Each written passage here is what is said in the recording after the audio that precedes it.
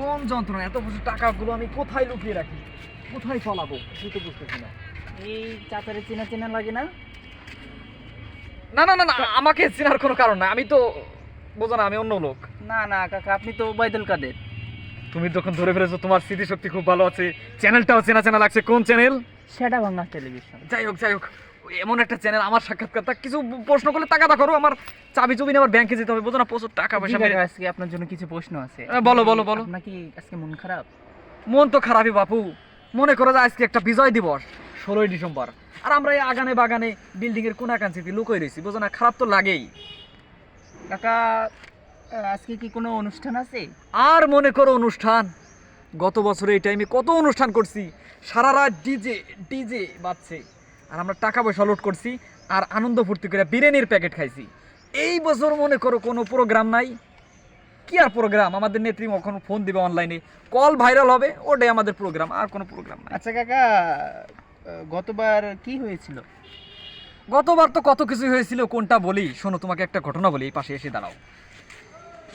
গতবার তোমার চাচিকে ধুয়ে আমি ঢাকার এক হোটেলে গিয়ে উঠলাম, সাথে আবার কিছু মেয়েরাও ছিল। মানে মনে করো আমার নিঃশ্বাস নেওয়ারও প্রয়োজন আছে।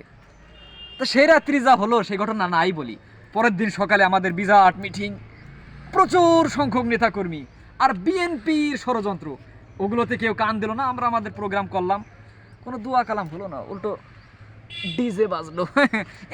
এরকমটি হয়েছে 16 বছর। আর এখন আচ্ছা কাকা, আগামীতে কি হবে? আগামীতে কি হবে এটা মাওলাই ভালো জানে। নেত্রী সম্ভবত চট করে যদি পট করে ঢুকে পড়ে, তাহলেই আমাদের মনে করো যে নতুন করে আমরা আওয়ামী লীগের মিটিংয়ে যোগ দেবো, আর বিএনপির সমাবেশকে পণ্ড করে দিব। টেলিভিশনটা তো খুবই নাম করা, চ্যানেলের নামটা জানি কি? সেটা ভাঙা টেলিভিশন। যাই হোক, আমি একটু দেখারও চেষ্টা করবো। আর দু একটা প্রশ্ন তাহলে করো, আমি চলে যাবো। আচ্ছা আচ্ছা কাকা, শেষে কি আপনার কিছু বলার আছে? আর বলার, তুমি যা শুরু করছে, তোমার চ্যানেলের নাম শুনেও তো আমি একটা বিপাকের মধ্যে পড়ে গিয়েছি। তোমার চ্যানেলটাকে আবার বিএনপির চ্যানেল নাকি? না না না কাকা, এটা বিএনপির চ্যানেল, মানে নিরপেক্ষ জি চ্যানেল। জি জি। কি জন্য বললে, কি জন্য বললে? সেটা ভাঙা টেলিভিশন। না, প্রশ্নটা কি ছিল? প্রশ্ন ছিল আপনার জন্য, শেষে কি আপনার কিছু বলার আছে? শেষে বলার ভিতরে আমি একটু ধরে বলি। আচ্ছা বলুন।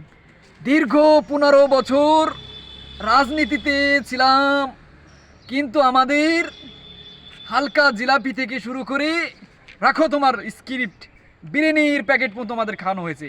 আপনারা দেখতে পাচ্ছেন ধুমো উঠছে, নিচেও বিরিয়ানি রান্না করছে, কিন্তু আমি আগানে বাগানে ছাদের ফাঁক ফোকরে লুকিয়ে পলাচ্ছি। এটাই হচ্ছে আমাদের কপাল মন্দের ব্যাপার স্যাপার।